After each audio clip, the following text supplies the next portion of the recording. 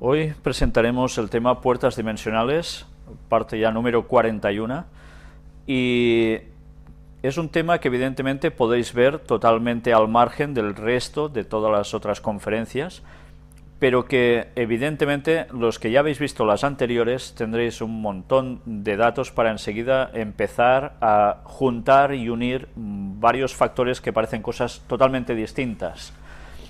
Para que veáis cuál es el tema que vamos a tratar, es precisamente algo versado sobre la astrología.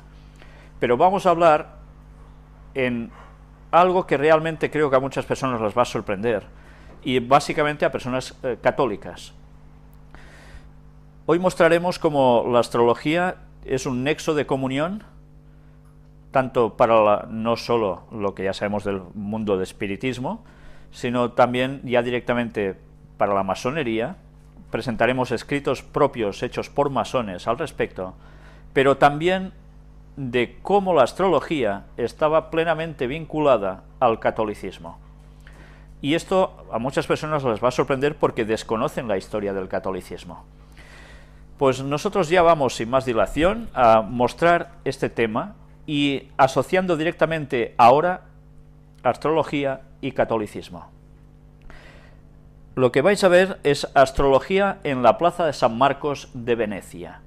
Hoy nos tocará leer bastante, porque creo que si yo os lo contara no sería exactamente lo mismo, perderíamos muchos detalles que vale la pena que vayamos encontrando en la lectura. Este es el oralogio, con las fases lunares y los signos del zodíaco, en la plaza de San Marcos de Venecia. No es un reloj normal, es sencillamente esto, un oralogio. El reloj astrológico de la Torre del Oralogio. El reloj que está precisamente en esa plaza de Venecia, ya veis aquí toda la fachada, de donde aparece, donde se muestra. Vamos a intentar extraer alguna cosa interesante de aquí. Mirad las fotografías, ya veis el sol. Evidentemente, para que sea algo de astrología, el sol tiene básicamente que aparecer, aparte de los signos zodiacales y alguna otra cuestión más. Lo vais viendo aquí, cómo funciona con la Tierra, la Luna, etcétera, etcétera. Pues bueno, ya que habéis visto esto, vamos a empezar.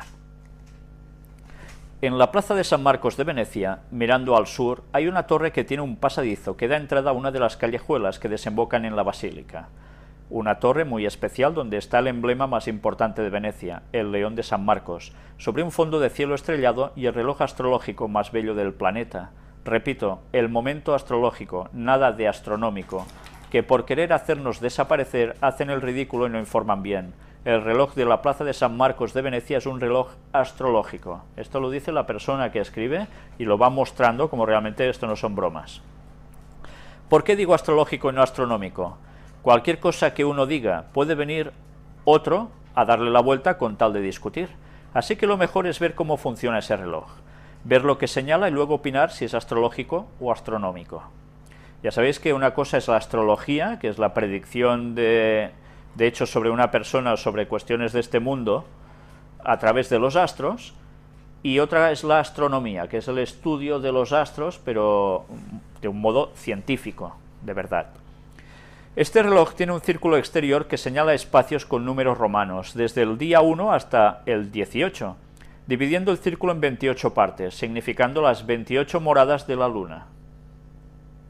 El círculo siguiente, con fondo azul, están las figuras de los 12 signos zodiacales, cubiertos con pan de oro. Son los 12 signos zodiacales que señalan el tiempo del año astrológico. Sobre el círculo zodiacal se puede observar la esfera del Sol que va señalando el momento astrológico del año. Un poco más al interior se descubre la esfera de la Luna. Si nos fijamos bien, ese reloj dice: son las 28 de Géminis y 5 de Libra, el momento astrológico en el que pasé por el lugar. ¿Cómo puede ser tan preciso? Dice Tito, estás fantaseando. Pues no, nada de fantasías. Este reloj astrológico detalla muy bien la hora astrológica. Veamos un poco más de cerca, entremos en el detalle, analicemos a fondo. Al ampliar se observa una franja exterior donde pone el nombre del mes y en la última franja se lee el número del día del mes. En la parte interior de la franja, donde están los relieves de los signos zodiacales, están señalados los grados del signo de 5 en 5 hasta el 30. De tal manera que la aguja del sol señala el grado zodiacal en el que se encuentra y el día del mes. El mecanismo de este reloj astrológico mueve al Sol y a la Luna por unas ranuras circulares formadas por placas de cristal de Murano azul, que van ancladas con unas grapas en forma de U para sujetar cada una de las piezas. En el centro de todo está representada la Tierra, sobre la que gira todo el sistema astrológico. Ya veis que las imágenes son muy claras. Y entonces, ¿este reloj es un reloj astronómico o astrológico? Jolín, que lo digan que es un reloj astrológico y no astronómico, porque si no lo dicen están ocultando la verdad de la cultura veneciana. ¿Qué era más importante para los venecianos? ¿Saber la hora del día o conocer el momento astrológico? Repito, astrológico, eso es lo que querían saber los venecianos. Por eso los venecianos nos han dejado un legado astrológico enmarcado en el reloj de la torre, en la piedra angular de San Marcos, y en muchos de sus palacios que tienen un arte imposible de superar. Por eso hay que reivindicar lo astrológico por derecho cultural. El reloj astrológico de la torre del Orologio de la plaza de San Marcos de Venecia es un reloj astrológico que sirve para saber en qué momento astrológico se vive. Pues después de ver esto, ya veis asociado ¿dónde? La plaza de San Marcos, el zodíaco en iglesias y catedrales. ¿Es posible que los signos zodiacales estén también reflejados o aparezcan en iglesias y catedrales? Pues sí, claro que sí. Y en este artículo os vais a dar cuenta de algunos detalles que son realmente muy interesantes.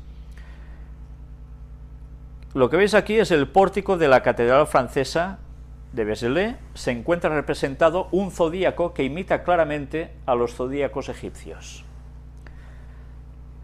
Este escrito está hecho por un señor masón.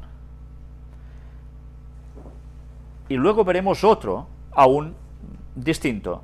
Bien, perdonad, este creo que no, pero el siguiente sí. Tanto veréis en este como en el siguiente, cómo se van mostrando lo que aquí veis. En puertas, en entradas, los signos del zodíaco aparecen. Y aquí se nos va narrando toda la historia al respecto. Mirad, por ejemplo, lo que aparece también aquí. Esto es en Santa María de Ripoll, en Girona, en nuestra propia provincia, donde también toda la bóveda de esta entrada son precisamente lo que sabemos, los signos del zodíaco, y es un lugar sumamente emblemático. Aquí se va dando toda la explicación de cómo precisamente lo que era dedicado a la diosa celeste Nut, que daba todas las mañanas a luz al disco solar, que era Ra, es representada en varios códices como una parturienta, acicalada con los típicos atuendos de una mujer medieval, rodeada de los 12 signos del zodíaco. En otros ejemplos, estos encierran una curiosísima representación de un hombre barbudo y con una corona de la que sobresalen numerosos rayos, una clara identificación del dios Serapis, alejandrino, con Cristo, que representa el papel, pues ya os podéis imaginar. Entonces, ¿qué se ha hecho con todo esto? Se ha pasado todo lo pagano, se ha cristianizado, pero sigue siendo lo mismo. Una vez más, los disfraces. Zodíaco, francmasonería y catedrales.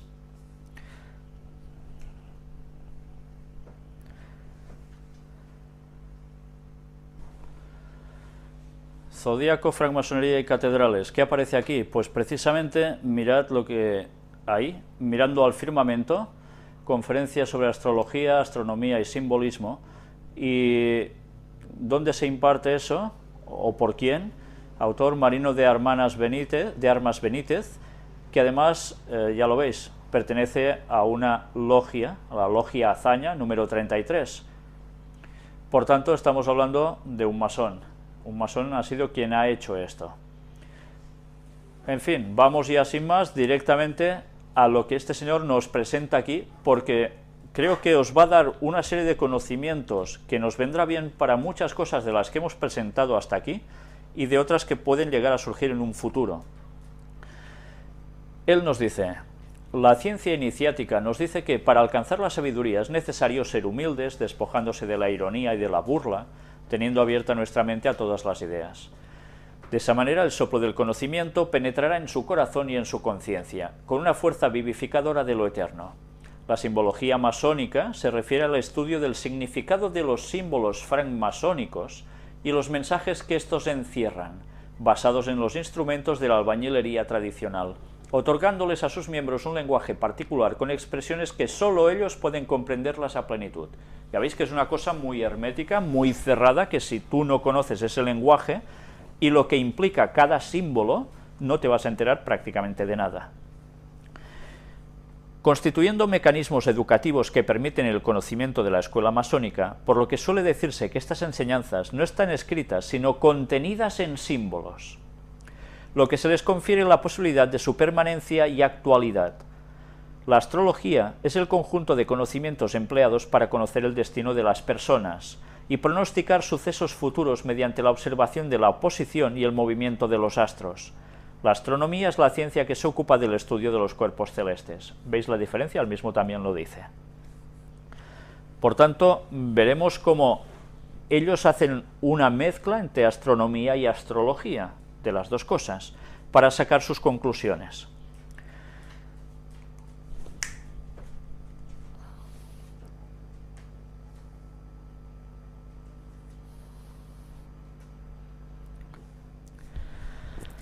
La ciencia iniciática nos dice que para alcanzar la sabiduría es necesario ser humildes. Perdonad, esto ya lo habíamos leído. Vamos a avanzar un poco más hasta encontrar este punto. Recordáis que en la conferencia número 1 estuvimos hablando de lo que hay dentro de una logia masónica y vimos cómo precisamente aparece la letra G. ¿Qué es la letra G? También lo explicamos en su momento. Aquí vamos a ver algún detallito interesante. La letra G, latina, derivada de la gamma griega, posee un valor numérico de 400. La Gimel hebrea, que evoca la gran tríada. ¿Qué nos está diciendo aquí? Pues sencillamente se refiere a la divinidad. La gran tríada, que son tríada 3, es basado en la Trinidad satánica, no en la Trinidad bíblica auténtica, que es muy distinta.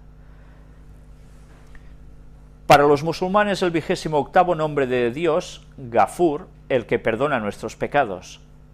En este aspecto vemos que en el Corán 43 es recogido este nombre.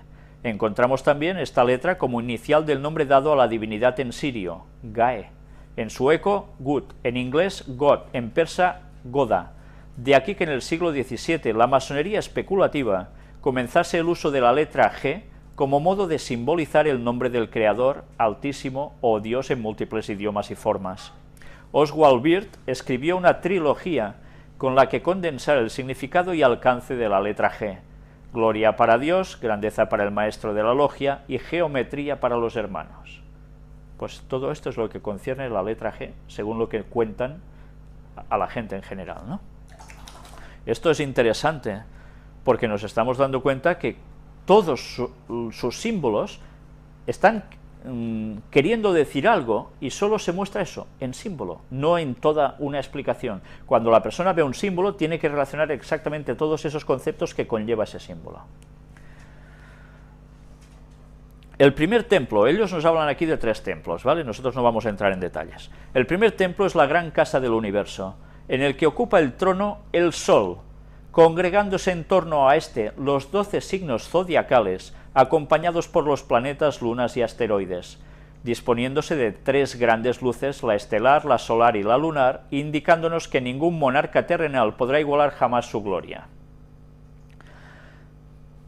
Ya ves, ¿quién está en el centro ocupando el trono? El Sol. Y luego los 12 signos zodiacales con todo lo que conllevan. ¿Os recuerda algo de lo que hemos presentado en las conferencias sobre el tema del Vaticano? sobre el Papa Francisco, sobre los jesuitas y demás, es lo mismo. La simbología es la misma. Comprobamos la presencia de la astrología y la astronomía dentro del simbolismo masónico, en la relación existente entre el zodíaco y los oficiales de la logia. Téngase en consideración que Aries es la primera constelación del zodíaco, comenzando el 21 de marzo, el primer día del año de muchos de los calendarios antiguos. Ya veis cuando empezaban el año en esas épocas, ¿eh? Pero una vez más nos dice que hay una relación entre el zodíaco y los oficiales de la logia, los que mueven las cosas allí, los que dirigen. Nos saltamos un poco todo esto y vamos aquí. La bóveda celeste de una logia masónica es azul y cubierta de estrellas, ubicadas dentro de una zona de 8,5 grados a ambos lados de la eclíptica. Si recordáis, también en la conferencia número 1 mostramos una imagen de una logia donde precisamente se veía muy bien como el interior de la logia era una bóveda celeste.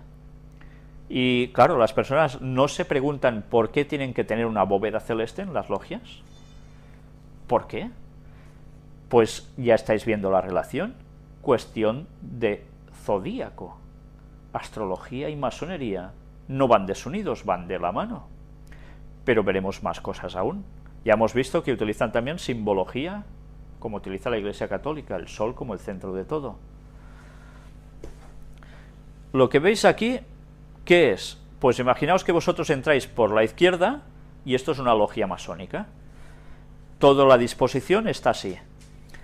Orientación de la bóveda celeste en un templo masónico. Se llama firmamento a la bóveda celeste, lugar en que se encuentran aparentemente los astros en una esfera ideal, sin radio definido en la cual se mueven aparentemente los astros, permitiendo representar las direcciones en que se hallan ubicados. Existen 3 tipos de bóveda celeste. 1. Esfera celeste local, topocéntrica. En esta, el centro es el ojo del observador. 2. Esfera celeste geocéntrica. El centro de esta lo constituye la Tierra. 3. Esfera celeste heliocéntrica. En esta, el centro es el Sol. Débase decir de esta que es el tipo empleado en la representación de las bóvedas o techos de las logias masónicas desde la antigüedad. ¿Cuál es la que tiene el centro, la que predomina, la que tiene el sol como la clave de todo? ¿Por qué? Por cuestión zodiacal. Antes lo hemos visto en ese reloj, ¿no? El centro lo mueve todo, el sol. Un templo ha de ser el lugar de contacto y comunicación de la materia humana con lo sagrado, con el espíritu, algo que a la mentalidad contemporánea parece incomprensible. Por ello la importancia de la ceremonia a cielo abierto, que es realizada para la colocación de la piedra fundamental al iniciar la construcción de nuestros templos. Yo no sé si esto os hace pensar algo. ¿Recordáis también cómo en la conferencia número 1 mostramos el momento en que se pone la primera piedra del edificio más emblemático de los Estados Unidos? Era, ¿cómo? Pues a cielo abierto. Pues porque, además, ya vimos cómo iban vestidos, con qué atuendos masónicos. Era un ritual. ¿Pero por qué? Porque estaban consagrando ese edificio, que teóricamente tenía que ser un centro político, ¿a qué? Pues a una cuestión espiritual. Por tanto, quien iba a ir rigiendo las leyes de ese gran país, que ha sido Estados Unidos y sigue siendo, pues iba a ser con esta tendencia todo. Pero sigamos, porque ya vemos que las logias para ellos es esto, ¿no? Un lugar que te conecta, ¿no?, con la parte espiritual. Los tiempos han cambiado y en ocasiones debemos adaptarnos a las actualidades constructivas, pero tomando como base aquellas antiguas enseñanzas, vemos como estos poseen un eje fundamental este-oeste, el cual se obtiene auxiliándonos de un gnomon. Mirad, eje fundamental este-oeste. ¿Os recuerda algo? Esto también lo tratamos en todos los temas de cómo están hechas las iglesias católicas y las catedrales, ¿verdad? Mirad si es importante haber visto otros temas para terminar de cuadrar las cosas aquí. Vemos que en el fondo no hay diferencia. Todo está hecho del mismo modo, encarados hacia el sol, siempre. Esta orientación para el eje longitudinal del templo llamado decumanus, este-oeste, herencia lógica de la planificación constructiva de los romanos que llega a ellos a través de los artesanos del faraón, los arquitectos dionisíacos, Collegium Pontificum, etc., siendo su máximo exponente las catedrales construidas por los maestros canteros. La intención de quienes construían una catedral o un templo masónico era hacer un lugar de encuentro entre el cielo y la tierra, constituyendo estos una representación o reflejo en la tierra del Jerusalén celeste, debiéndose plasmar en ellos todas las influencias y simbolismos del cielo. Por tanto, cuando ellos hacen esta bóveda celeste o esta orientación de los templos, igual con el catolicismo, es un símbolo de la nueva Jerusalén que está en el cielo. No es de cuestiones distintas, sino de donde está el qué, el trono de quién, de Dios. ¿Por qué creéis que ellos hacen esto? Si Satanás está detrás de todos estos movimientos, ¿por qué lo encara todo hacia el trono de Dios? ¿Recordáis el texto bíblico, no? Se quiere sentar, ¿dónde? En el trono de Dios. Y numerosos textos nos hacen incidencia en que Satanás quería ser el que dominara el universo, estar en el trono de Dios. Como no lo podrá hacer en el cielo, va a hacer la copia después aquí en la tierra en el tercer templo de Jerusalén. Pero mientras encara tanto iglesias como catedrales como logias masónicas en lo mismo. Siempre su obsesión por el trono de Dios. La bóveda celeste de una logia se encuentra dividida en 12 partes de 30 grados cada una, correspondiendo a los signos zodiacales. ¿Nos damos cuenta de cómo la astrología va plenamente vinculada a esto? Aquí tenéis distintos manuscritos con dibujos, ilustraciones de Alberto Durero, precisamente, un autor que todos de pequeñitos hemos estudiado en los colegios, ahora no lo sé, pero antes sí. Y todo tiene que ver con más de lo mismo. El cielo de la logia o bóveda celeste, masónicamente hablando, nos recuerda la universalidad de la francmasonería, por lo que debe cubrir de manera igual desde el oriente hasta el occidente del templo. Si bien en él encontramos los 12 signos zodiacales armónicamente ordenados en grupos de 3 en 3, correspondiéndose estos con las 4 estaciones, verano, otoño, invierno y primavera, donde el verano corresponde a la entrada del sol en el signo Cáncer. La disposición de las estrellas no debe ser arbitraria, sino que debe ajustarse con las constelaciones visibles en el cielo del hemisferio en que trabaja la logia. Ellas nos recuerdan las virtudes que un hombre ilustrado debe observar: la veneración, abnegación, generosidad, honor, patriotismo, justicia, tolerancia y la verdad. Por tanto, en las logias no pintan, mira, el pintor dice, voy a hacer una estrellita aquí y otra allá porque queda bonito. No, no, todo se hace tal como está reflejada esa logia en su parte del hemisferio, encaradas hacia el cielo. Por tanto, todo debe ser como realmente es, se corresponde con el espacio exterior. Y todo por el zodíaco. Aquí tenéis además estas ilustraciones, representación celeste del cuadro del aprendiz masón. Desde la antigüedad, la astronomía tiene un importante peso en la vida de un francmasón, al igual que las estrellas Pléyades, también conocidas como las 7 hermanas. Mirad cómo una vez más, las Pléyades son importantes. ¿Qué dicen los textos bíblicos también? Hablan de Orión, pero ¿de quién más? Y de las Pléyades. Siempre Satanás plagia las cosas de Dios, por algo será. Los signos también están regidos por los elementos de la naturaleza. Esto también es interesante. ¿Cuáles son los elementos de la naturaleza? Ya sabéis, el fuego, la tierra. Una vez más, ahora vinculamos la cuestión masónica ¿con qué? Con todos los movimientos de la nueva era que se basan precisamente en estas cosas. Y luego hay personas que se creen que no tiene nada que ver una cosa con otra. Si ampliásemos nuestra búsqueda en los antiguos conocimientos de la masonería operativa, encontramos dentro de la arquitectura el arco de medio punto. Ahora vais a ver algo también interesante con esto. Elemento constructivo de forma curvada o poligonal que permite salvar el espacio abierto entre dos pilares o muros. Aparece por primera vez en la arquitectura de Mesopotamia y se transmite a Europa a través del Imperio Romano, alcanzando su máximo esplendor en el siglo XVI gracias a los constructores medievales, los cuales construyeron catedrales y puentes que permanecen edificados hasta hoy en día, o sea que han aguantado y siguen aguantando. Las bóvedas usadas en el período románico son de distintos tipos, sobre todo muy difundidos en Francia, pero la típica bóveda románica es la llamada de arista. Conocida por los romanos, esta bóveda de arista deriva del cruce en ángulo recto de dos bóvedas de cañón. ¿Pero existe otro conocimiento además del arquitectónico? Mirad lo que ya nos está insinuando, ¿eh? ¿Quiere decir algo más esto?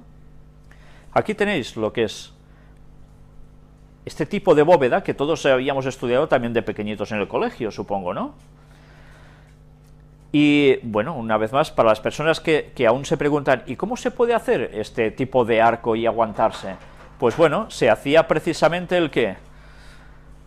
Una estructura de madera que se apoyaba sobre los dos pilares, y sobre esta estructura ya semicircular se hacía precisamente la composición de las piedras, se iban poniendo una al lado de otra, hasta que finalmente ¿cuál piedra se colocaba para que todo se sustentara? La que está justo en medio y arriba de todo. Luego se podía retirar la estructura de madera y esto ya no se caía jamás, y por encima se podía llegar a edificar todo lo que queráis, que no se hundía, y el paso estaba totalmente libre. Es una puerta, por decirlo de algún modo, ¿no? Colateralmente y masónicamente hablando, necesitamos disponer de un conocimiento astrológico, pues sin este sería imposible que nadie pueda entender completamente la simbología del grado del arco real. Qué cosas, ¿eh?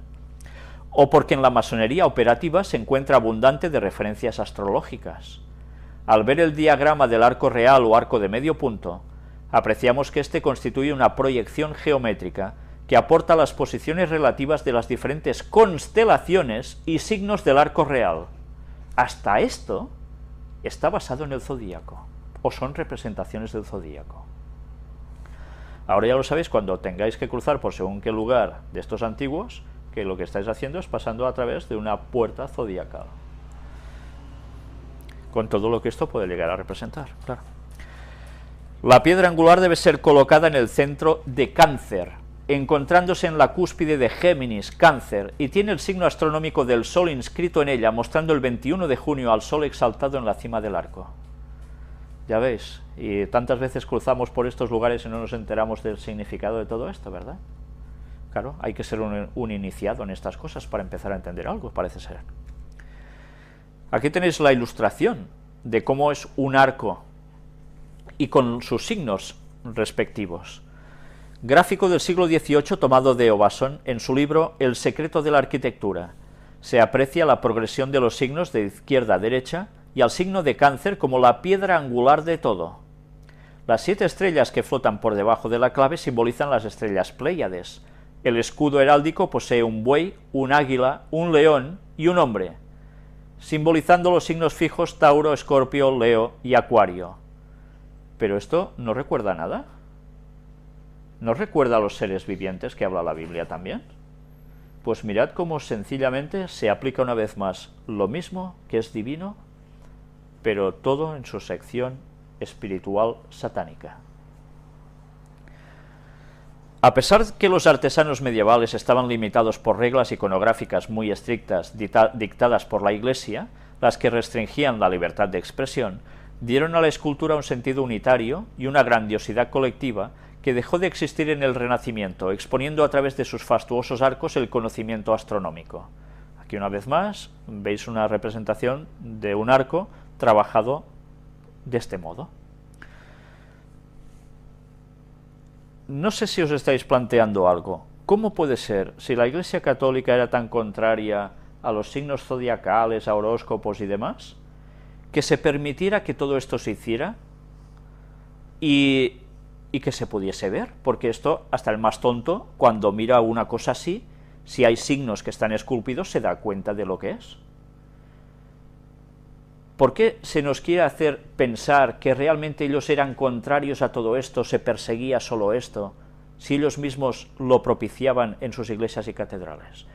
¿O es que les colaban un gol y no se enteraban porque los maestros arquitectos masónicos hacían esto y ellos no se enteraban de nada, que eran tan tontos?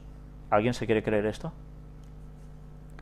Mirad también lo que aquí veis, Catedral de Pisenza, sección central izquierda del arco, nombrado la Puerta del Zodíaco, ya se llama así, o sea que más descarado no se puede ser. El pórtico de la Catedral de Piacenza, obra del maestro Niccolo, datada entre los años 1122 hasta 1150, encontramos en la nave central de la basílica una representación de los gremios de artes y trabajos que financiaron la construcción de la catedral. La Puerta del Zodíaco, colosal obra donde se puede apreciar la simbología astronómica del arco real. Bueno, tenían vista también esta gente, ¿no?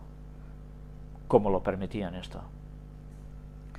Dentro de las herramientas técnicas y artesanales de la antigua masonería operativa, vemos que el arco real es el ingreso del Sol en Cáncer, donde alcanza la mayor declinación de su viaje a través del zodíaco.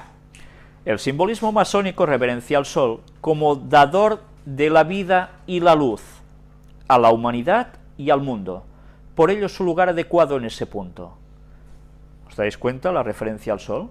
¿No es lo mismo que todas las culturas paganas? Es la adoración al Sol, que, claro, por supuesto, además, va disimulada por la adoración a Lucifer, en verdad. En punto elevado de Cáncer, 0 grados, representa simbólicamente la puerta de la vida de los reinos etéreos en el mundo material. Como opuesto posee a Capricornio, 0 grados. Este punto refleja simbólicamente la puerta de entrada desde el reino físico al etérico, el proceso de la muerte, y por tanto es adecuado para la construcción de los monumentos fúnebres. O sea, que en el fondo es la simbología entre la vida y la muerte, el paso de los vivos a los muertos. ¿Y qué es esto? Un pórtico, que es, por tanto, puerta de entrada. Por tanto, ¿qué es? Una puerta, ¿qué? Dimensional, donde es más fácil que las cuestiones satánicas se reproduzcan. Y todo esto está no solo en las logias masónicas, está en los templos católicos. ¿Entendéis por qué suelen suceder cosas, fenómenos tan extraños como vírgenes llorando y imágenes sangrando y cosas así? Pues porque en definitiva todo está construido como puerta dimensional para que las manifestaciones satánicas tengan su entrada. Debemos tener en consideración dentro de la masonería de arco real la presencia, y atención a esto, de las 12 tribus de Israel y su relación astrológica. Por tanto, aquí se nos está juntando otro factor que también parecía ajeno a todo esto. Aquí tenéis la relación en estos dibujos entre las 12 tribus de Israel, el zodíaco y ¿qué más? La cábala. Pues, ¿sabéis? Los judíos que están mirando esta conferencia, los que la vayan a mirar posteriormente, si Dios quiere, tendrán que empezar a darse cuenta que la cábala está mezclada con el zodíaco también, y que el zodíaco, ¿qué es? ¿Cuestión divina? No, es cuestión satánica. ¿Y por qué reafirmo que es cuestión satánica? Pues esperad a ver el final de la conferencia y veréis qué alusiones da Dios a todo esto. A pesar de todo, quiero que os deis cuenta también aquí cómo se utilizan los distintos símbolos del zodíaco y los símbolos de las 12 tribus de Israel que ellos ponen con las letras del alfabeto hebreo, que además tienen connotaciones cabalísticas. ¿Por qué creéis acaso que la masonería habla tanto en algunos de sus grados con simbología referente al Templo de Jerusalén? ¿Por qué sí? No, porque sencillamente todo está basado en lo mismo y por detrás, arriba de todo, hay lo mismo. ¿Quién mueve este tipo de masonería? ¿Quién mueve ese catolicismo desde sus inicios? Y parece que nada tiene que ver una cosa con otra. ¿Estáis enlazando cabos? Están los que no he citado en esta poca frase que he hecho, de esos 3 que hemos venido mencionando últimamente. ¿La Iglesia Católica es católica y romana? ¿O en verdad se debería definir de otro modo muy distinto? Y no como romana, sino perteneciente algo muy distinto. En fin, ya hablaremos con más detalle de todo esto cuando tratemos el tema también de los judíos. La anterior tabla nos muestra cómo la cábala tiene dos fases, el estudio y la vivencia. Por ello se debe conocer el alfabeto hebreo, que tiene 22 letras, 3 letras madres, 7 letras dobles y 12 letras simples. Cada letra posee un valor numérico, simbólico primario, simbólico general y filosófico. Están también las letras finales, las que por utilizarse al final de una palabra tienen un valor numérico distinto al que poseen originalmente. Claro, esto para cualquiera de nosotros nos suena chino, ¿verdad? Pero para ellos se dedican años al estudio de todo esto. Es cuando se pueden dar mensajes cifrados y después terminan siendo ataques a distintos lugares que coinciden con ciertas fechas. Y no solo esto, sino además con cuestiones que pasan astronómicamente, no solo numerológicamente en la Tierra. De esto no somos conscientes. Todo esto va vinculado, astronomía vinculada no solo al estudio de los astros, sino a la astrología. A tomar decisiones dependiendo de los astros, que son los que mandan sobre nuestras vidas y sobre este mundo, con un centro que es el Sol, que es el emblema del que lo dirige todo, al cual se adora y que evidentemente es Satanás.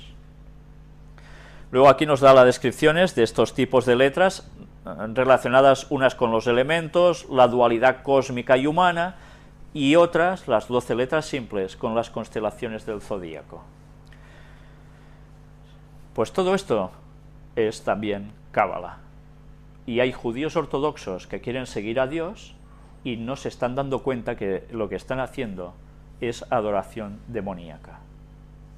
Están totalmente engañados. O sea que muy sinceros deberán ser para abrir los ojos y darse cuenta de esto y hacer un cambio también. Por lo anteriormente expuesto, comprobamos cómo el nombre de IHVH, ya sabéis, son las iniciales para decir Yahvé, o Yed-He-Vau-He, se corresponde con Virgo, Aries, Tauro, Aries. Mirad cómo relacionan el nombre de Dios con constelaciones, con signos del zodíaco. Y el número sagrado de los hebreos es el 10, el principio y el final, es un ciclo. Esto es interesante también, porque nosotros hablamos muchas veces sobre la importancia de los números en la Biblia, y no va equivocado, el 10 es esto, es un número sagrado, que además, bueno, aquí no nos lo dicen, pero el 1 es la unidad, que es Dios. Hay algo más, el 0 y etcétera, etcétera, pero ahora no vamos a entrar en detalles de todo esto. Pero es principio y final, y esto tengámoslo presente, porque sabiendo esto vamos a poder discernir muchas otras cosas. Estas correspondencias demuestran hasta qué punto la liturgia masónica constituye la obra del cosmos, conduciéndonos así al establecimiento de una relación entre las virtudes cardinales y los 4 puntos del ciclo temporal del año. Todo es astrología. Astronomía se puede mezclar, pero básicamente astrología. Aquí tenéis también el dibujo que antes hemos visto con algo más de explicación.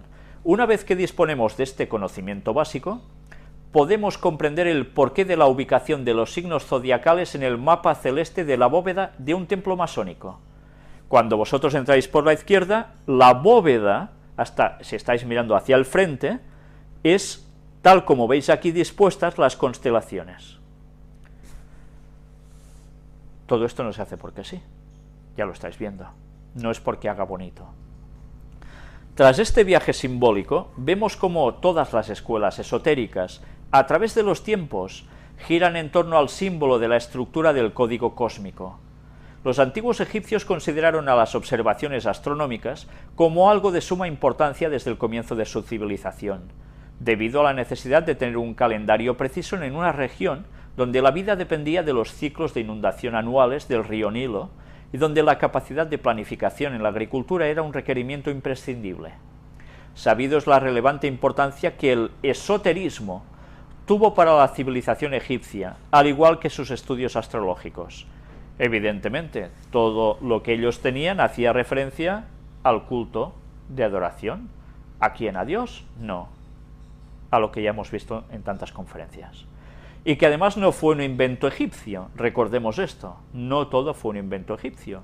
Todo esto provino, emanó de algo anterior a ellos. Y todo nos lleva a la Torre de Babel, después del diluvio. Sigamos, aquí tenéis el zodíaco de Dendera. Los egipcios también utilizaban zodíaco. Aquí hay una parte de este escrito que voy a leeros porque nos lo vamos a guardar para cuando hablemos de la fecha del retorno de Cristo. Pero quiero que lo leáis ahora para que algo ya os vaya quedando en la mente. Debemos señalar que entre los manuscritos del Mar Muerto que fueron encontrados en Qumran, se encontraba el manuscrito de Qumran 4Q318, calendario que contiene predicciones basadas en ciertos aspectos de la posición relativa de la Luna, pudiéndose emplear para ubicar la posición de la Luna en el zodíaco para una fecha determinada en el calendario hebreo. Este calendario está muy relacionado con los calendarios zodiacales greco-babilónicos y ligado a una tradición de sistemas de calendario desarrollados en Grecia y en el Egipto tolemaico. Por tanto, nos está hablando de que hay la Luna, algo tiene que ver, una cuestión zodiacal, pero que todo esto tiene una relación de calendario. Bueno, yo os lo dejo aquí, no voy a entrar en detalles, pero os iré dando pistas para cuando presentemos ese tema, que es tan esencial, vayáis captando el por qué todo lo que vamos a presentar como argumentación, y es mucha argumentación, va a sorprender a más de una persona. Pero no despreciéis lo que en este párrafo se está diciendo. Guardároslo en la memoria. Sobre todo pensad también en la Luna. Seguiremos más adelante. La astrología tal y como la conocemos hoy día se considera por estudiosos que nace en Mesopotamia, antes del año 3000 a.C., teniendo como base testimonios los que se refieren a la biblioteca del rey asirio Asurbanipal, del 668 al 625 a.C., quien poseyó manuscritos de astrología de procedencia egipcia. En Babilonia se establecieron las correspondencias entre los astros y sus efectos sobre las personas, las reglas para la preparación de horóscopos. Así vemos que el primer horóscopo data del año 407 a.C. El zodíaco, dividido en 12 constelaciones, surgió durante el reinado de Nabucodonosor II, siglo VI a.C., vinculado con las 12 lunaciones anuales. De Egipto la astrología fluye hacia Grecia y Roma, donde tuvo gran aceptación y surgen los arquetipos divinos aplicados a los planetas, Marte, Saturno, etc. Para pensadores griegos como Aristóteles y Platón, la astronomía servía para determinar dónde se encontraban los astros y la astrología para ver sus efectos sobre el hombre, llegando a la armonía de las esferas. Ya veis que son conceptos totalmente esotéricos. Una cosa es estudiar los astros y otra es cómo afecta esto al ser humano. Ya veis que nos habla aquí de unas fechas y que los que ya sabemos y hemos hablado tantas veces sobre Daniel el profeta, recordamos que Daniel, presentamos una conferencia, la número 6, donde hablábamos del capítulo 2 de Daniel, ¿verdad? Y que hubo unos sabios, unos magos, unos astrólogos, que eran los que tenían que dar al rey qué había soñado, le tenían que decir qué había soñado porque él no se acordaba, y qué significaba ese sueño. De esa época ya habían también el qué. Pues lo de siempre, los horóscopos. No ha cambiado nada, lo mismo de antaño sigue estando ahora, solo que van cambiando ciertas formas. Aquí tenéis una imagen donde se muestra precisamente los manuscritos que aparecen en las tabletas, mejor dicho, las tabletas cuneiformes en el Museo Británico. Este documento con texto cuneiforme, que veis también aquí, es un tratado neobabilónico de astronomía hecho en el siglo V a.C. Contiene las listas de las constelaciones principales y in-town estrellas fijas a los babilonios, los tiempos de sus salidas helíacas y configuraciones. Mirad si ellos en esa época ya estaban interesados en todo esto. ¿Por qué creéis que hacían esto? ¿Porque les gustaba y veían que era algo muy positivo?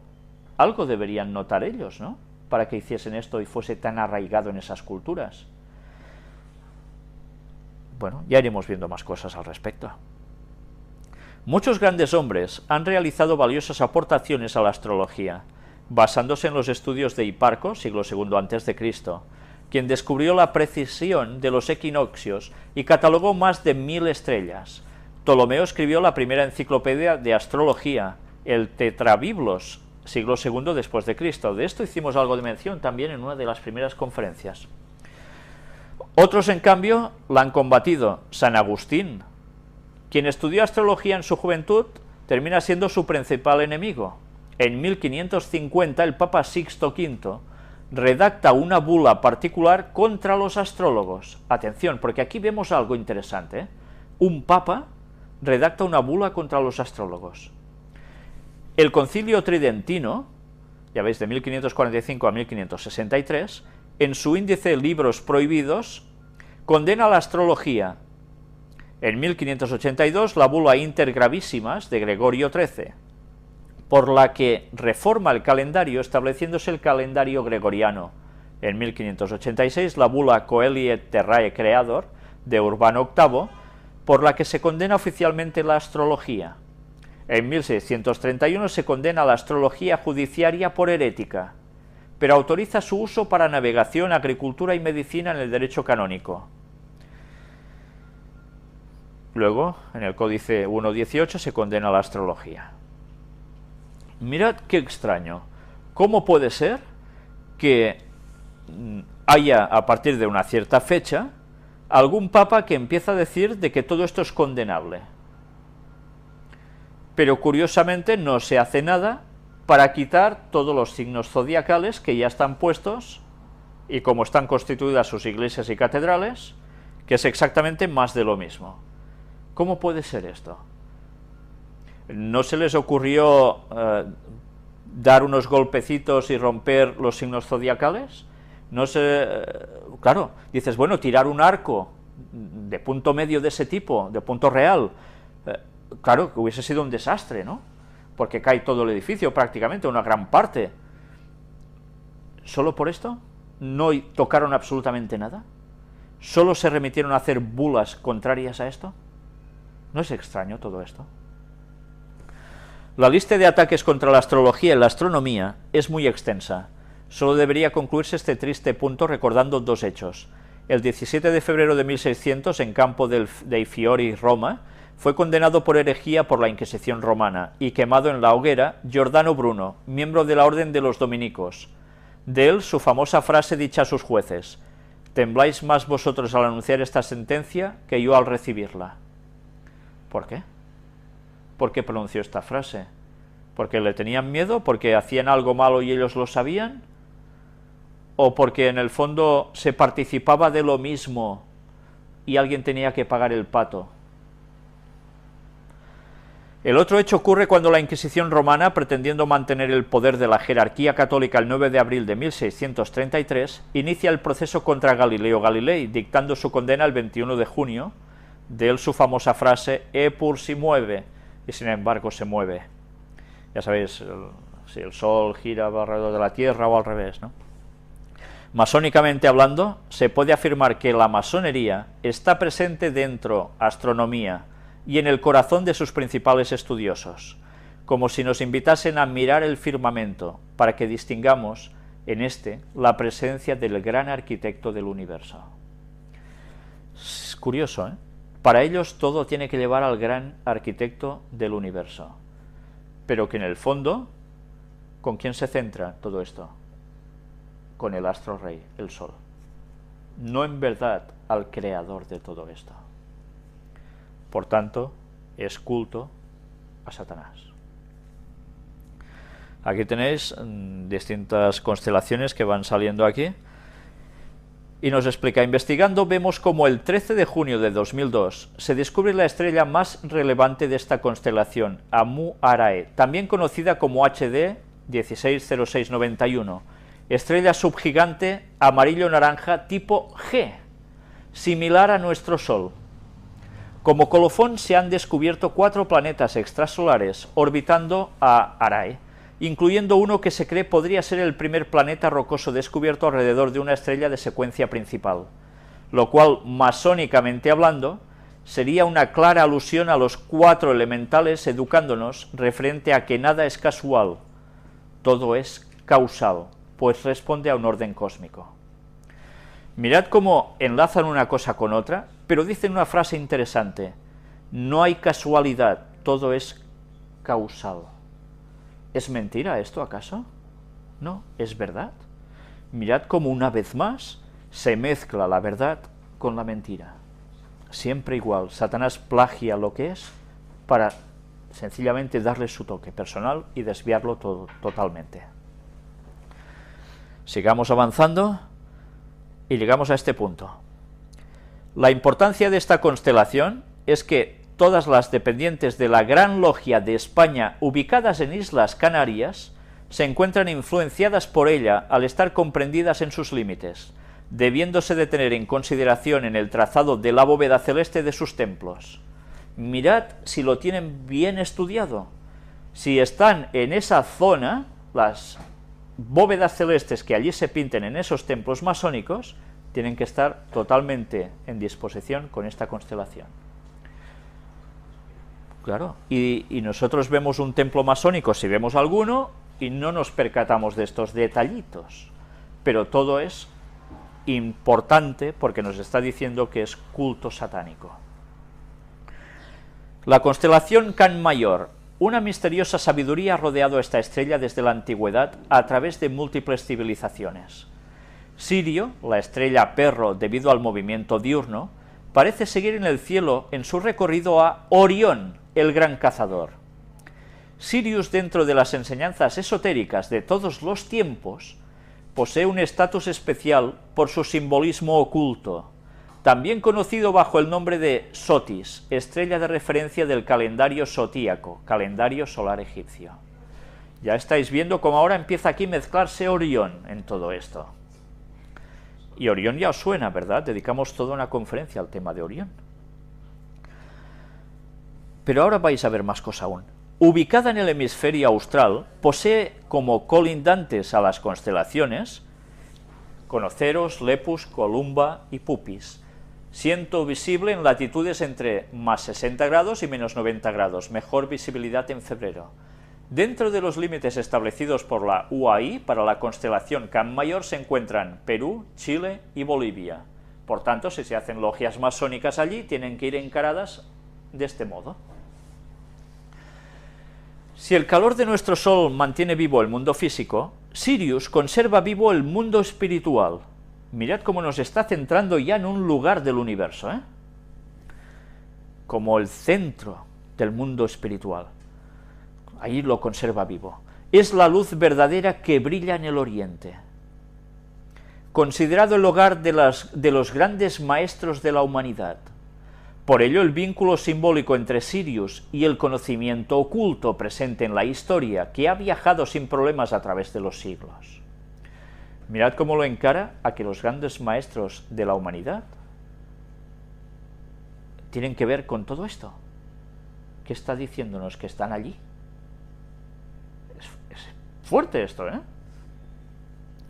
Masónicamente hablando, vemos como William Hutchinson, venerable maestro durante 3 mandatos en 1770 en la logia número 406 del condado de Durham, en Inglaterra, y fundador de la logia número 461, quien fuese considerado como padre del simbolismo masónico, nos enseña respecto a Sirius, conocida también como la estrella ardiente, la estrella de 5 puntas, o la estrella flamígera. Os suena todo esto, ¿verdad?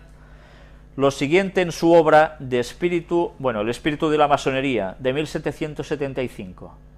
Es el primer objeto y más exaltado que exige nuestra atención en la logia, de la misma manera en que su luz se abrió camino en la Gran Pirámide, durante las antiguas iniciaciones, sigue estando simbólicamente presente en las logias masónicas.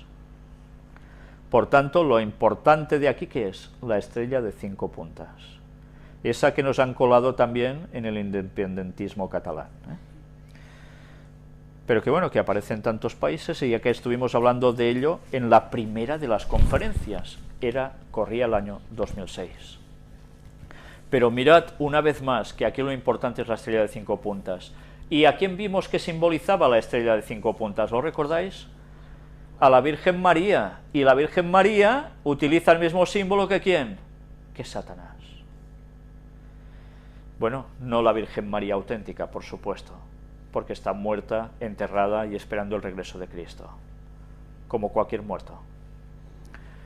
Pero inconscientes, no son conscientes de que están esperando el regreso de Cristo. Su memoria es puesta en olvido, dice la Biblia, de cualquier muerto. Por tanto, mirad qué vinculaciones hay detrás de todo esto.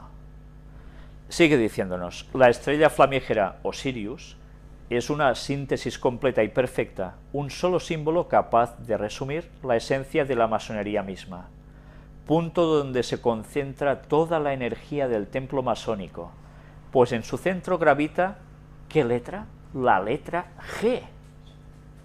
Como símbolo de la divinidad, de la omnipresencia del Creador, está en todas partes, pues es quien todo lo ve. Entonces esta G no se refiere al Dios creador cristiano, de la Biblia, sino a Satanás usurpando el trono de Dios, o así pretendiéndolo, en el centro de esta estrella de 5 puntas. Sirius es, por lo tanto, el lugar sagrado, al que todos los masones deben ascender como fuente del poder divino y el destino de las personas divinas, concepto representado también en el arte pictórico y escultórico masónico. Por tanto, la Iglesia Católica está utilizando los símbolos mismos que están aludiendo a la Virgen María, que en el fondo es la simbología de ser Dios, pero que es Satanás. Por tanto, tengamos presente todo esto de un modo muy claro. La constelación de Orión posee como constelaciones colindantes a Géminis, Taurus, Eridanus, Lepus, Manoceros. Situada en el ecuador de la esfera celeste, es visible en latitudes entre más 85 grados y menos 75 grados. Debemos agregar que la nebulosa de Orión, también conocida como M42, es una nebulosa difusa, situada al sur del cinturón de Orión, descubierta a finales de 1610 por Nicolas Claude Fabry de Peiresc, en 1611 por el astrónomo jesuita Johann Baptist Cisatus de Lucerna, quien la comparó a un cometa que había observado en el año 1618. Mirad una vez más cómo los jesuitas siguen explorando el espacio, ¿eh? Recordemos el tema del Lucifer, no del diablo en sí, sino de ese telescopio con esas piezas. En fin, casi nada, ¿no? Ellos están allí por algo, y ya veis en qué se estaban centrando además. En Orión.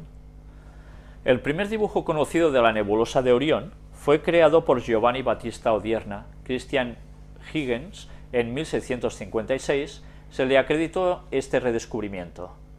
Dentro de los límites establecidos por la UAI para la constelación de Orión se encuentran México, Guatemala, Honduras, El Salvador, Nicaragua, Costa Rica, Islas Galápagos, Isla Fernandina, Isla Tortuga, Islas Guifaux, Isla Baltra, Isla Bartolomé, Isla Genovesa, Isla Marchena, Isla Pinta, Isla Wolf y Isla Darwin.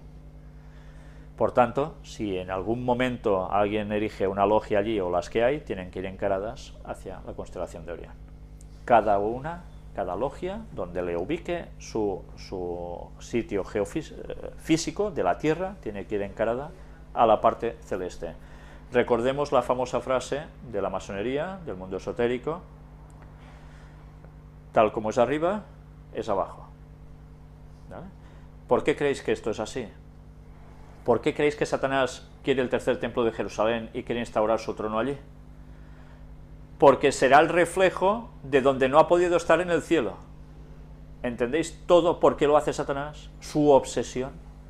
Y luego querrá eliminar la nueva Jerusalén porque allí quiere él poner su trono. Usurpar definitivamente todo lo de Dios, que vendrá de Orión. En este punto debemos decir que muchos son los estudios realizados, desde que en 1993 Robert Bauval y Adrian Gilbert publicaron El misterio de Orión, como los realizados por Collins, quien descubrió un grupo de estrellas en la constelación de Cygnus que encajaban exactamente con la perfección del modelo matemático egipcio. Y aquí veis la ilustración que ya lo estuvimos mostrando también en el tema de Orión, ¿no? De cómo el alineamiento de las tres pirámides egipcias se corresponde con las estrellas del cinturón de Orión. Sabido es que la francmasonería brinda respuestas a grandes misterios, y la ciencia en diversos momentos los corrobora. De esa manera vemos que en la pequeña aldea de Deir el-Medineh, el lugar de la verdad, poblado egipcio fundado por Tutmosis I de la dinastía XVIII y situado en la orilla occidental del Nilo al sur del Cairo, vivieron los miembros de una cofradía de artesanos egipcios, conocidos como los artesanos del faraón, quienes durante casi 5 siglos fueron los artífices de las moradas de la eternidad. Esta fue la única ciudad de artesanos que se habitó durante un periodo de 450 años continuos, desde comienzos de la dinastía XVIII a finales de la XX. Mirad si eran importantes esta gente por lo que ellos hacían, todo lo que ellos representaban. Vemos como dentro de los límites establecidos por la UAI, para la constelación Botes, el Pastor, una de las constelaciones listadas por Ptolomeo, se encuentran las pirámides de Giza, de Jafra y de Menkaura, además de Deir el-Medien. La antigüedad de esta constelación queda testimoniada por el gran número de estrellas que tienen nombre propio. La Beta es Nekbar, el guardián de los bueyes; la Gamma es Seginus o Aris, el guardián del norte; la Epsilon es Izar, el cinturón, o Mirak, el delantal; la Eta es Murfrit y la Mi es Alcalurops, el refugio de los pastores. Bien, de estas simbologías también podríamos hablar, porque tienen su importancia, pero bien, nosotros vamos a seguir. Según antiguos textos de los escribas, este gremio le daban a la muerte un especial significado, pudiéndose apreciar en: levántate a la vida y camina, tú no estás muerto. Tras ella muere cada día Ra, el sol, para renacer de nuevo por el este en la aurora del día siguiente, tras su viaje nocturno en la barca de los millones de años. Aprendemos cómo vivía y moría el egipcio, en la certeza de que muerte y vida no eran sino una imagen más de la inexorable ley de los ciclos que rige todo lo manifestado. Por último, en este punto diremos que en la meseta de Bandiagara, en Mali, África Occidental, existe un grupo étnico, al igual que los egipcios, es conocedora del sistema estelar binario de Sirio. Hablamos de los Dogon, dedicados ante todo a la agricultura, además de ser excelentes herreros y escultores de madera. Sus iniciados poseen un conocimiento astronómico que de ninguna forma pudieron haberlo obtenido por sí mismos, pero que es transmitido oralmente de generación en generación. La sabiduría secreta de este pueblo contiene datos precisos y detallados sobre el sistema solar, pudiendo citar como ejemplo al planeta Júpiter, le llaman Danatolo. Describen una estrella a la que denominan Emmeya, el sol de las mujeres, que cada 50 años, débase puntualizar que la astronomía moderna no descubrió que Sirio es un sistema triple hasta el 1995.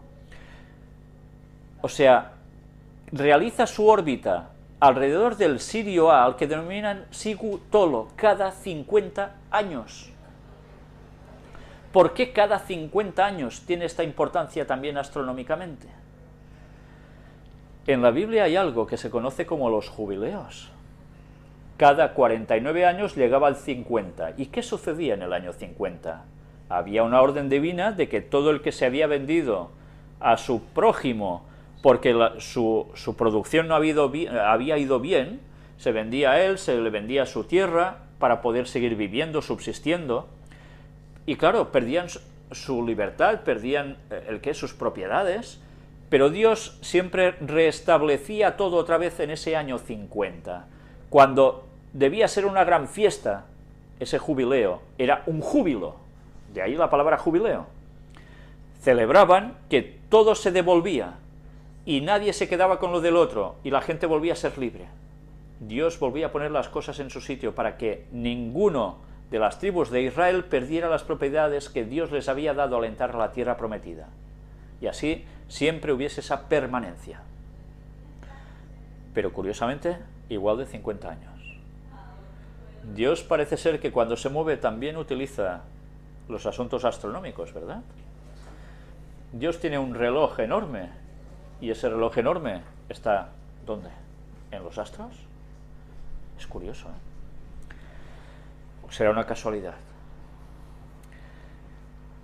Agregando que este pueblo, dentro de su ancestral cultura, posee una ceremonia que se pierde en la noche del inicio de los tiempos, la ceremonia Sigi, danza de la vida, celebrada cada 50 años, mirad, es la danza de la vida, curiosamente, y donde, provistos de grandes máscaras de madera, inician una danza cuya representación significa la renovación del mundo, donde es representada la trayectoria de Sirio y su sistema estelar. La renovación del mundo, justo lo que sucedía en los jubileos, era una renovación, todo volvía a estar bien. ¿Cómo lo sabían esta gente de estas tribus? Si no tenían ni el más mínimo telescopio. ¿De dónde les provenía a ellos todo esto? Una tradición que parece ser que se les da oralmente de generación en generación. ¿Alguien les dio este conocimiento? Pues bien, ellos aún lo reflejan. Y luego pensamos que no, son tercermundistas, ¿no? Porque están allí y tal. Y la ciencia, hasta hace unos años, no ha empezado a descubrir ciertas cosas que ellos ya decían.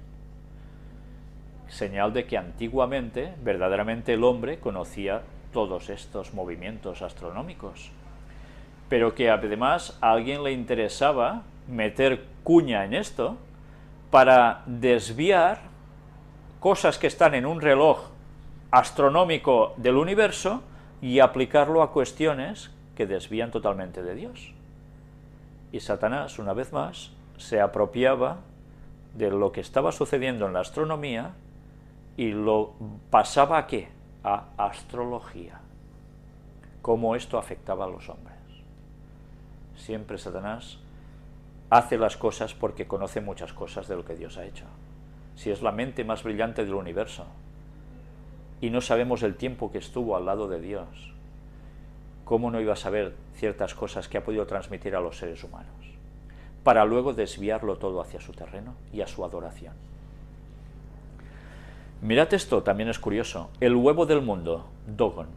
En los diagramas número 1, tal y como representado por los dogones. A la derecha, número 2, interpretación moderna que lo convierte en un preciso diagrama orbital, que le da respuestas a la ciencia actual.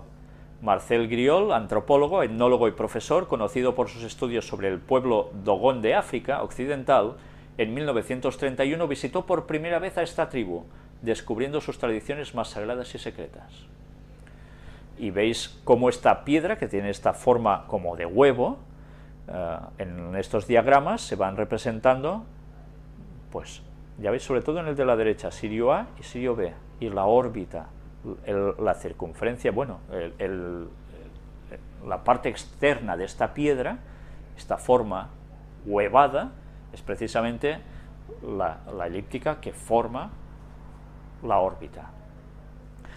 Los Dogon poseen 4 cultos principales: el culto Wajem, relacionado con los ancestros, encabezado por el Jin Navana; el culto Leve, encabezado por el Ogon, asociado con el ciclo agrícola; el culto Binu, totémico, dirigido por el Binukedine; y el culto de la sociedad Ava, encabezado por el Olubaru.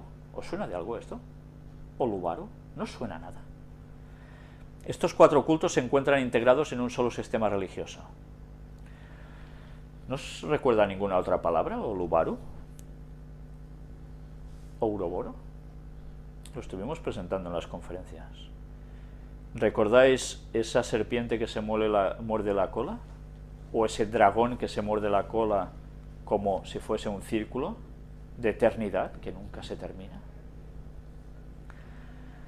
Masónicamente hablando, débase decir que el Uroboros, también Ouroboros, la serpiente del infinito, simbología conocida en Egipto desde 1600 a.C., con independencia de Mesoamérica, en la mitología nórdica y relacionado con el mito solar de Sísifo y Helio, significando la renovación cíclica de la vida perpetua. En el año 46 a.C., Julio César terminó con el calendario lunar e instituyó el uso del calendario juliano.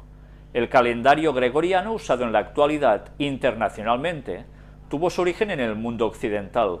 La bula papal Inter Gravísimas del 24 de febrero de 1582 del Papa número 226, Gregorio XIII, promulgó el uso de este. Recuerdo de esa fecha quedaron las monedas que fueron acuñadas para celebrar la institución del calendario gregoriano en octubre de 1582 por el Vaticano. Y mirad bien esta moneda acuñada que veis aquí por su cara y por su anverso y reverso. Moneda acuñada por el Vaticano en octubre de 1582. Resulta interesante ver la presencia en la misma de simbología llamada pagana como el Ouroboros, entre otros, y contra las cuales tantas veces se han pronunciado. ¿Cómo puede ser que se pronuncien contra algo que ellos han puesto? ¿No veis el Ouroboros? Si en la de la izquierda no lo veis bastante claro, mirad en la de la derecha. Es esa circunferencia que una parte entra en otra y así no tiene nunca fin. ¿Condenan algo y además lo siguen poniendo? ¿Esto qué es? Pues es un juego de hacer ver lo que no son. Como está haciendo el Papa con la guerra en Siria y el general de la Orden de los Jesuitas diciendo ¿quién le da orden a Estados Unidos para hacer esto y a Francia? Son ellos. Y siempre hacen ver lo que no son. Si no os lo creéis, mirad todas las conferencias anteriores, creo que ha quedado más que demostrado y por la profecía bíblica también. Pero mirad además, como en esta medalla donde aparece Gregorio XIII, en su reverso, ¿qué vemos? Una cabeza de cabra, ¿no? Esos cuernos de macho cabrío, que también vimos ¿dónde? ¿Hacemos un poco de memoria? En la Capilla Sixtina. En la Capilla Sixtina del Vaticano, donde hay esos famosos frescos del cuadro de la creación de Miguel Ángel y demás. Y allí vimos cómo hay varias cabezas de este modo puestas en ese techo. ¿Cómo puede ser que utilicen las simbologías satánicas y vayan diciendo que no, la astrología queda totalmente fuera de nuestro ámbito? Prohibido. Una bula al respecto. Para estos hechos, ¿qué respuestas podrían brindar aquellos que han prohibido la astrología y la astronomía, pero que las emplean? ¿Porque las emplean o no las emplean? Afortunadamente vemos como desde los egipcios el pueblo dogón y por encima de las prohibiciones, hombres de ciencia y visionarios como el abad Nicolás Luis de Lequel siguieron sus investigaciones empleando nombres indiscutiblemente relacionados con el oficio de los maestros canteros o francmasones. ¿Desearía usted, sabio abad, dejar la impronta de su búsqueda? Nunca lo sabremos, pero sí podemos asegurar, vio la luz de Jerusalén celestial, dicen ellos. Conclusión. Un templo depende de la simetría, principio que deberá ser observado escrupulosamente por sus constructores. La proporción es la correspondencia entre las medidas de los miembros de una obra completa del todo y una norma.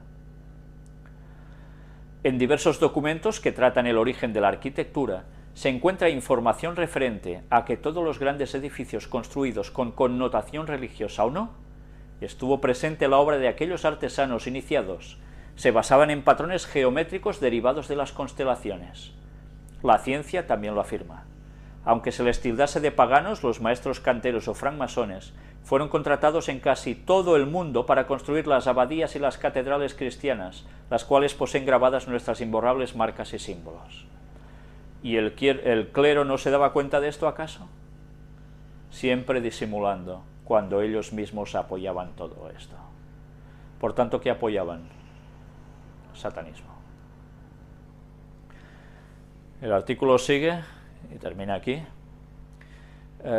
¿Cuánto rato llevamos de conferencia? ¿Una hora? Y 15 minutos. Avanzaremos un poco más, si os parece. Astrología en el Vaticano. Pues sí, astrología en el Vaticano, tal como suena. Mirad qué hemos extraído de esta página. Vista de la Plaza del Vaticano, también conocida como la Plaza de San Pedro. El Palacio Papal está en el destro. La rueda solar, borde con 8 rayos, símbolo de Istar, es inmediatamente visible. Esto lo mostramos también en la ampliación de la conferencia número 1, no sé si era la conferencia número 11 o número 12. si os dais cuenta, donde hay en la mitad de esta circunferencia, que es la plaza de San Pedro, hay el obelisco, alrededor emanan esos 8 rayos, lo veis, ¿no?, hacia las columnas que hay en los laterales, y hacia el mismo Vaticano, hacia San Pedro, ¿no? Mira con más atención en el centro de la rueda. Lo que se ve es un obelisco egipcio, original, enviado desde Heliópolis a Roma por el emperador romano Calígula. El obelisco es obviamente un símbolo fálico, pero también se utiliza en la adoración del sol. La palabra obelisco significa literalmente árbol de Baal, o órgano reproductor de Baal. La fuente: Símbolos masónicos y ocultismo ilustrado, por la doctora Kathy Barnes. No es un invento, y realmente es así. Obelisco proviene de las palabras que veis aquí. Era el órgano reproductor de Baal. ¿Y Baal a quién representaba? A Satanás. ¿Y contra quién dijo Dios en el Antiguo Testamento que debían ir precisamente el pueblo hebreo y que no se deberían juntar y hacer esas adoraciones de esos palos, de esos árboles, de esos obeliscos de Baal? Pues lo prohibió porque era todo lo que hacían las naciones paganas, y eso mismo se puso precisamente en el centro del Vaticano. Aquí vamos a ver otra toma donde nos dice: nótese la gran rueda alrededor del obelisco de 8 rayos solares, y a nivel interno hay otro círculo más pequeño, ya lo veis, ¿no? 4 haces de luz. ¿Os dais cuenta que emanan del obelisco primero 4 rayos que se paran en un círculo y luego emanan los otros 8 rayos, ¿no?, como la bandera británica? Pues bien, 4 haces de luz, el mismo símbolo que se encuentra en el altar en el templo de Baal de Hathor. Curioso, dedicado a Baal, y en el Vaticano, patam, lo mismo, incluso hasta las representaciones en el suelo. ¿Pero esto qué es? Levítico 26:30, versión Nácar Colunga. Destruiré vuestros excelsos, o lugares altos, abatiré vuestros altares consagrados al sol, que es para lo que servía todo esto. Amontonaré vuestros cadáveres sobre los cadáveres de vuestros ídolos, y mi alma os abominará. Y estas son palabras de Dios registradas en Ezequiel capítulo 6, versículo 4.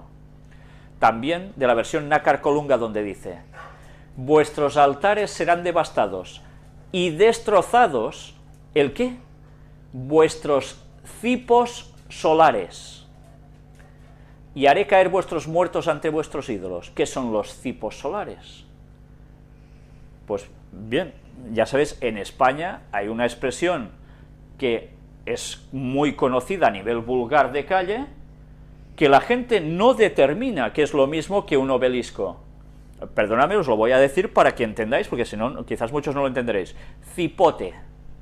Cipote es una palabra un poco, ya sabéis, un poco tocada, manipulada, para decir cipo, que es lo mismo que obelisco, que es lo mismo que decir órgano sexual erecto de Baal. Eso es lo que aparece en los textos bíblicos, y es lo que tiene el Vaticano puesto allí. ¿Qué explicación le dais a todo esto? Pues no la tiene, sencillamente o adoran esto o no lo ponen, no hay otra. Todo lo demás serán historias que os pueden hacer creer, pero que verdaderamente cualquier tonto se da cuenta que no son ciertas. ¿Y qué vamos a ver en esta imagen? Bueno, no os la perdáis, ¿eh? El Papa sentado en su trono bajo un dosel con diferentes figuras ¿de qué? Del zodíaco. Se encuentra en los museos vaticanos. Esto no está en mi casa ni en casa del vecino, está en el Museo Vaticano, y es un Papa por donde encima de su cabeza aparecen el ¿qué? Los signos del zodíaco. El signo de Leo se encuentra justo encima de la cabeza del Papa. Durante la Edad Media, el astrólogo más grande de todos los tiempos, Nostradamus, tenía que ser muy cauteloso antes de poder exponer como resultado de la Inquisición. Sin embargo, la Iglesia posee y utiliza los conocimientos astronómicos y astrológicos. ¿Cómo puede ser? Hacían ver que perseguían eso y ellos estaban en lo mismo. ¿Os dais cuenta en qué se basa la religión católica? ¿Os dais cuenta cómo no es cristianismo, sino que es disfrazada de cristianismo, y que comparte lo mismo que la cábala judía? ¿Os dais cuenta quién está detrás del Vaticano? ¿Quién existió antes? ¿Los judíos o el Vaticano? ¿Empezáis a captar las cosas cómo van? ¿Empezáis a captar cómo los judíos que hicieron el sacrificio de Cristo porque lo rechazaron, que ya se basaban en todo esto, sencillamente disfrazaron una religión de cristianismo para ir contra los verdaderos cristianos y hacer exactamente el mismo tipo de adoración que hacían el mundo pagano, incluidos ellos? Pues nada, seguid pensando que esto son historias, lo tenéis delante. Meridianos en el Vaticano y Roma. Aquí tenéis, ya lo sabéis, las columnas de Bernini, etcétera, etcétera. Todo irradia desde el obelisco, es el centro. Pero mirad qué hay en ese suelo. Porque claro, esto a simple vista no lo veis, pero mirad lo que ahora vais a ver aquí. ¿Qué es esto que aparece aquí? Esta página es de alguien que fue de viaje a la Plaza de San Pedro a ver el Vaticano. Dice, yo los vi por casualidad, mientras buscaba una marca que indica el centro de las columnas, el punto exacto desde el que se ven perfectamente alineadas. Esto que veis aquí en el suelo. ¿Y qué es esto que veis aquí en el suelo? Bueno, vamos a empezar de inicio para que veáis cómo va esto. El estado más pequeño del mundo alberga la iglesia más grande del mundo. Cada día miles de turistas y peregrinos pasan por la Plaza de San Pedro en el Vaticano, admirando las columnas de Bernini, el obelisco egipcio y la imponente basílica. Ante este espectáculo, pocos miran al suelo y se fijan en una fila de estrechos bloques de granito incrustados entre los adoquines que parten de la base del obelisco, continúan bajo una de las fuentes y llegan hasta las columnas. Es esto que veis aquí. Pero yo no sé si apreciáis, además de esta línea recta que veis en el suelo, este pequeño aro en el suelo, esta circunferencia. ¿Qué es esto? Aquí lo veis más ampliado. Me llamó la atención, dice el autor de este escrito, una losa circular de mármol blanco con la inscripción Ariete 21, marzo, Bilancia 23, septiembre. Traducido, Aries 21 de marzo, Libra 23 de septiembre. ¿Esto qué es? Son las fechas de los equinoccios y las constelaciones en las que se encuentra el Sol en esos momentos. Enseguida reparé en la línea. Hay un total de 7 discos de mármol a lo largo de la línea de losas de granito, todas con fechas y los nombres de las constelaciones zodiacales. ¿Qué pinta todo esto aquí? ¿No es lo mismo que están haciendo las logias masónicas, pero en el suelo del Vaticano? Ya no es en la bóveda, es en el suelo que refleja, tal como es arriba, es abajo. Mirad una vez más. Astrología en el Vaticano. Nos sigue diciendo, la línea es el meridiano de la plaza y el obelisco proyecta su sombra sobre ella exactamente al mediodía solar. O sea que no está puesto porque sí, está muy bien estudiado dónde iba a ir. La sombra de la punta del obelisco alcanza cada losa en los días señalados. Los discos más cercanos y más alejados del obelisco solo tienen una fecha y una constelación, e indican los solsticios de verano e invierno respectivamente. Los otros 5 tienen 2 fechas y 2 constelaciones del zodíaco, e indican cuándo el sol entra en cada una de ellas. Fueron colocados en la plaza en 1817, siendo Papa Pío VII.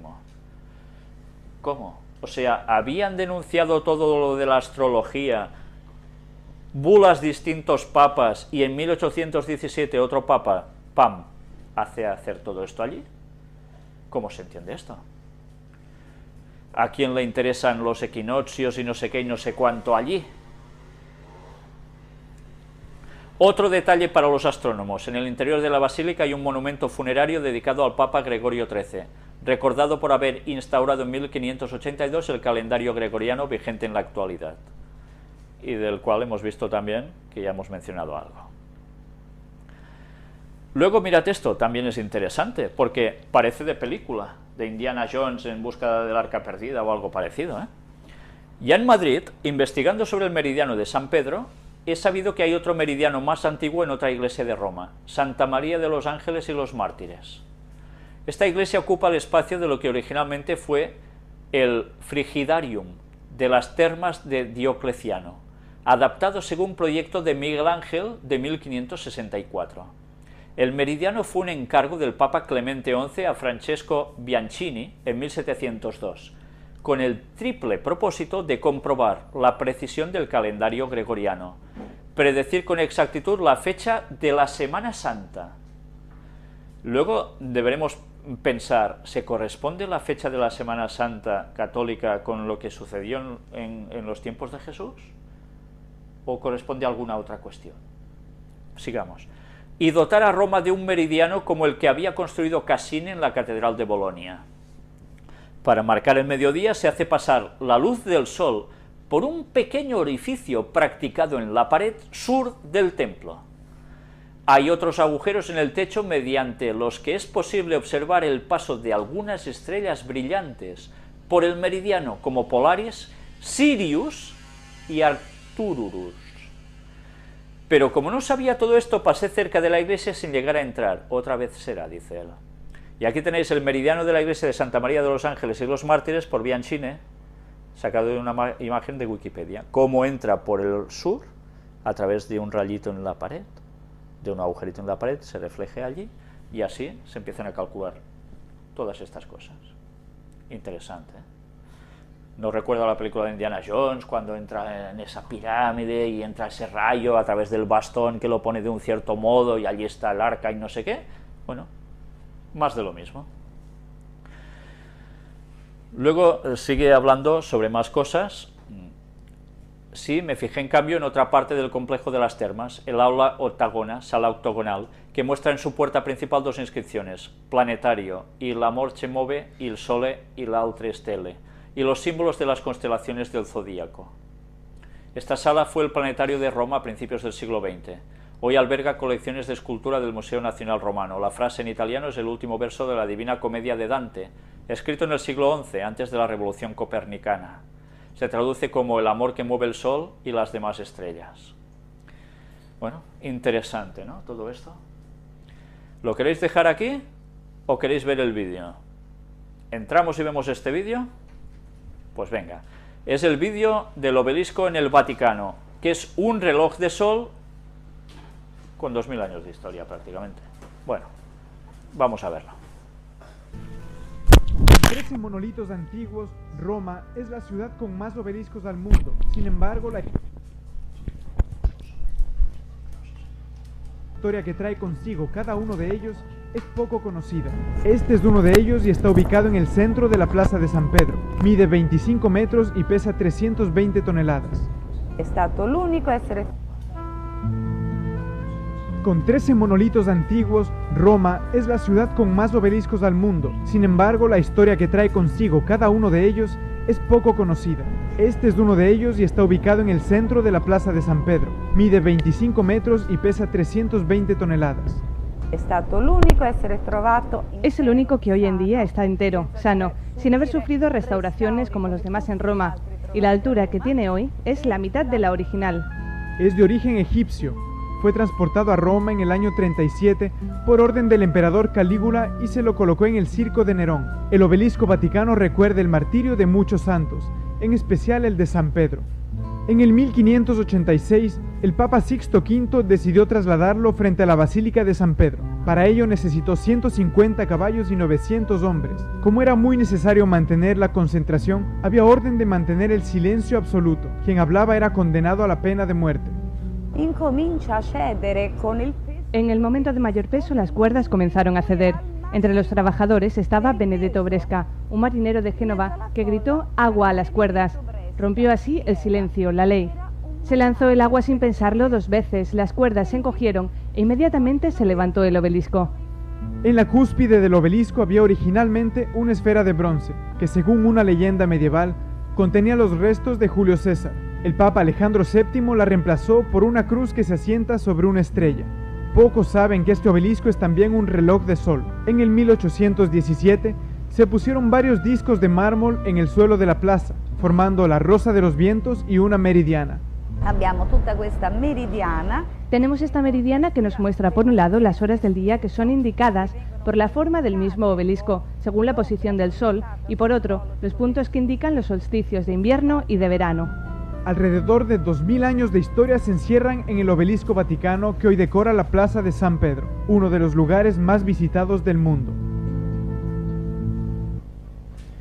Pues bien, después de ver este vídeo nos hemos dado cuenta cómo es sencillamente un reloj solar, ese obelisco, pero que además, bueno, o se le ha hecho ser un reloj solar, pero que además nos marca equinoccios. ¿Y esto por qué? ¿Qué necesidades hay de esto?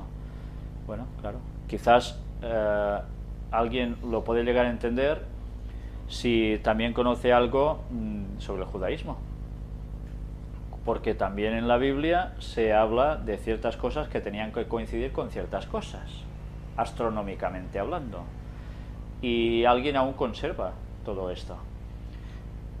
Pues bien, más de lo mismo. Es interesante notar cómo precisamente todos estos tipos de monumentos que estamos viendo tienen una correspondencia tantísimas veces, y os estáis dando cuenta, con cuestiones que no son precisamente cristianas, sino que son precisamente satánicas, y que se mezclan las cosas de Dios con las cosas de Satanás. Mirad cómo el obelisco, que se le puso arriba de todo, una cruz, y así, pam, se cristianiza y ya está, y todos están felices. Y la gente sigue yendo allí, se sigue poniendo alrededor de él cada vez que hay el Papa saliendo desde la logia de San Pedro. Pues, ¿por qué es todo esto? Pues están siendo utilizados como adoración luciferana y no son conscientes de ello. Bueno, os puede parecer ciencia ficción, creo que con lo mostrado hoy vemos una conexión muy clara entre lo que son masonería, lo que es astrología y lo que es Vaticano, y no difieren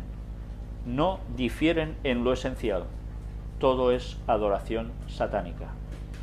Esto no quiere decir que dentro de cada lugar haya personas que sean sinceras, personas nobles que están en el error. Estas personas necesitan conocer la verdad para que puedan tomar su decisión. ¿Y cómo van a tomar su decisión si nosotros no les decimos las cosas?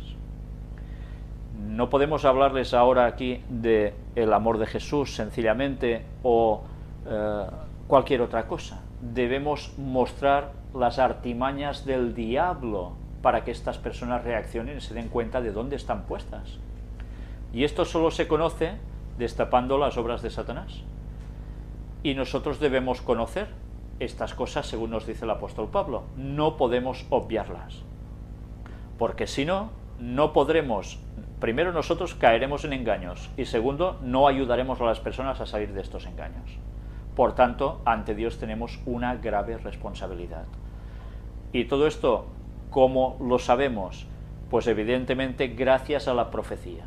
Si la profecía no nos hubiese dicho todo lo que harían estos poderes y esta triple alianza de la cual hemos hablado tantas veces, no entenderíamos absolutamente nada y nos quedaríamos solo con cosas que vemos sin coger su significado, o cogeríamos lo que ellos quieren que cojamos de esos símbolos, sus conocimientos, pero no sabríamos cuadrar que todo esto en verdad se corresponde con adoración a Satanás, si no nos basamos en las profecías. Por tanto, la profecía, una vez más, sigue siendo la clave para entender todo el resto de cosas que después Dios nos puede ir mostrando. Si desechamos la profecía, dejamos de tener nuestro norte, nunca mejor dicho. Bien, nosotros lo vamos a dejar aquí porque es más largo de lo que yo mismo me había pensado. Aún hemos de mostrar más cosas, más vinculación de la astrología con el catolicismo y después toda una tanda de textos bíblicos referentes al tema que creo que vale la pena valorar después de ver todo lo que hemos visto en esta primera conferencia y lo que veremos en su continuación.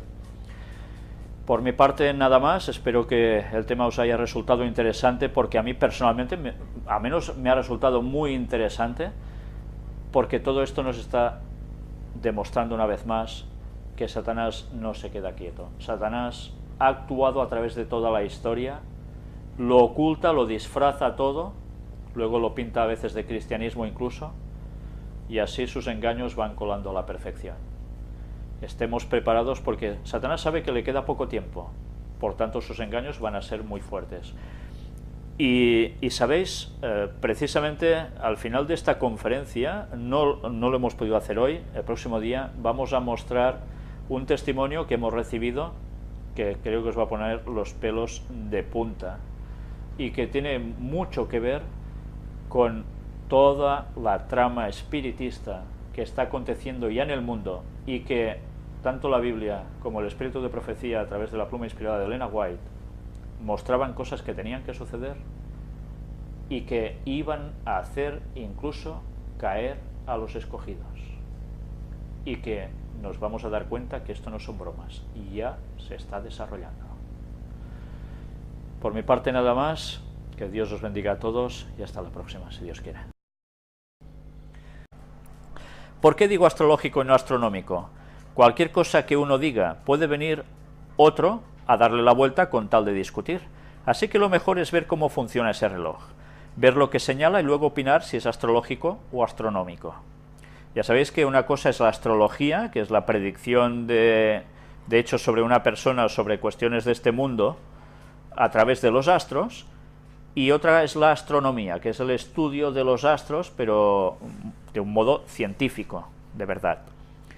Este reloj tiene un círculo exterior que señala espacios con números romanos, desde el día 1 hasta el 18, dividiendo el círculo en 28 partes, significando las 28 moradas de la luna. El círculo siguiente, con fondo azul, están las figuras de los 12 signos zodiacales, cubiertos con pan de oro. Son los 12 signos zodiacales que señalan el tiempo del año astrológico. Sobre el círculo zodiacal se puede observar la esfera del Sol que va señalando el momento astrológico del año. Un poco más al interior se descubre la esfera de la Luna. Si nos fijamos bien, ese reloj dice: son las 28 de Géminis y 5 de Libra, el momento astrológico en el que pasé por el lugar. ¿Cómo puede ser tan preciso? Dice Tito, estás fantaseando. Pues no, nada de fantasías. Este reloj astrológico detalla muy bien la hora astrológica. Veamos un poco más de cerca, entremos en el detalle, analicemos a fondo. Al ampliar se observa una franja exterior donde pone el nombre del mes, y en la última franja se lee el número del día del mes. En la parte interior de la franja, donde están los relieves de los signos zodiacales, están señalados los grados del signo de 5 en 5 hasta el 30. De tal manera que la aguja del Sol señala el grado zodiacal en el que se encuentra y el día del mes. El mecanismo de este reloj astrológico mueve al Sol y a la Luna por unas ranuras circulares formadas por placas de cristal de Murano azul, que van ancladas con unas grapas en forma de U para sujetar cada una de las piezas. En el centro de todo está representada la Tierra, sobre la que gira todo el sistema astrológico. Ya veis que las imágenes son muy claras. Y entonces, ¿este reloj es un reloj astronómico o astrológico? Jolín, que lo digan que es un reloj astrológico y no astronómico, porque si no lo dicen están ocultando la verdad de la cultura veneciana. ¿Qué era más importante para los venecianos? ¿Saber la hora del día o conocer el momento astrológico? Repito, astrológico, eso es lo que querían saber los venecianos. Por eso los venecianos nos han dejado un legado astrológico enmarcado en el reloj de la torre, en la piedra angular de San Marcos y en muchos de sus palacios que tienen un arte imposible de superar. Por eso hay que reivindicar lo astrológico por derecho cultural. El reloj astrológico de la torre del Orologio de la plaza de San Marcos de Venecia es un reloj astrológico que sirve para saber en qué momento astrológico se vive. Pues después de ver esto, ya veis asociado ¿dónde? La plaza de San Marcos, el zodíaco en iglesias y catedrales. ¿Es posible que los signos zodiacales estén también reflejados o aparezcan en iglesias y catedrales? Pues sí, claro que sí, ocupándose de la ironía y de la burla, teniendo abierta nuestra mente a todas las ideas.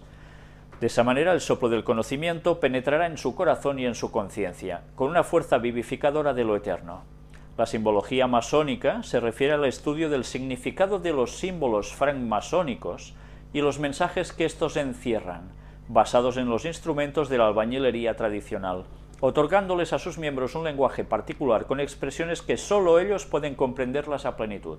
Ya veis que es una cosa muy hermética, muy cerrada, que si tú no conoces ese lenguaje y lo que implica cada símbolo, no te vas a enterar prácticamente de nada.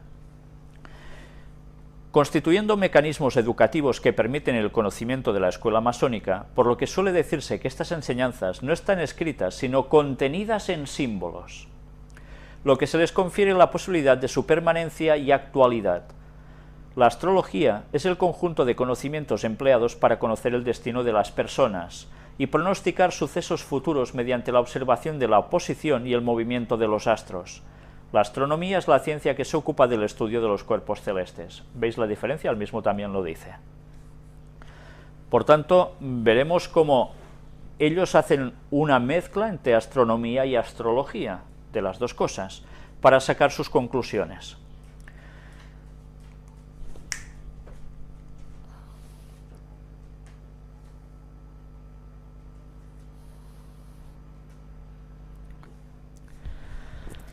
La ciencia iniciática nos dice que para alcanzar la sabiduría es necesario ser humildes. Perdonad, esto ya lo habíamos leído. Vamos a avanzar un poco más hasta encontrar este punto. Recordáis que en la conferencia número 1 estuvimos hablando de lo que hay dentro de una logia masónica y vimos cómo precisamente aparece la letra G. ¿Qué es la letra G? También lo explicamos en su momento. Aquí vamos a ver algún detallito interesante. La letra G, latina, derivada de la gamma griega, posee un valor numérico de 400. La Gimel hebrea, que evoca la gran tríada. ¿Qué nos está diciendo aquí? Pues sencillamente se refiere a la divinidad. La gran tríada, que son tríada 3, es basado en la Trinidad satánica, no en la Trinidad bíblica auténtica, que es muy distinta. Para los musulmanes el 28º nombre de Dios, Gafur, el que perdona nuestros pecados. En este aspecto vemos que en el Corán 43 es recogido este nombre. Encontramos también esta letra como inicial del nombre dado a la divinidad en sirio, Gae. En sueco, Gut, en inglés, God, en persa, Goda. De aquí que en el siglo XVII la masonería especulativa comenzase el uso de la letra G como modo de simbolizar el nombre del Creador, Altísimo o Dios en múltiples idiomas y formas. Oswald Wirth escribió una trilogía con la que condensar el significado y alcance de la letra G.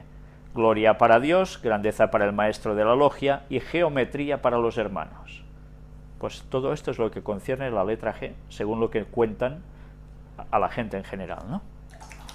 Esto es interesante, porque nos estamos dando cuenta que todos sus símbolos están queriendo decir algo y solo se muestra eso, en símbolo, no en toda una explicación. Cuando la persona ve un símbolo, tiene que relacionar exactamente todos esos conceptos que conlleva ese símbolo. El primer templo, ellos nos hablan aquí de 3 templos, ¿vale? Nosotros no vamos a entrar en detalles. El primer templo es la gran casa del universo, en el que ocupa el trono el Sol, congregándose en torno a este los 12 signos zodiacales, acompañados por los planetas, lunas y asteroides, disponiéndose de 3 grandes luces, la estelar, la solar y la lunar, indicándonos que ningún monarca terrenal podrá igualar jamás su gloria. Ya ves, ¿quién está en el centro ocupando el trono? El Sol.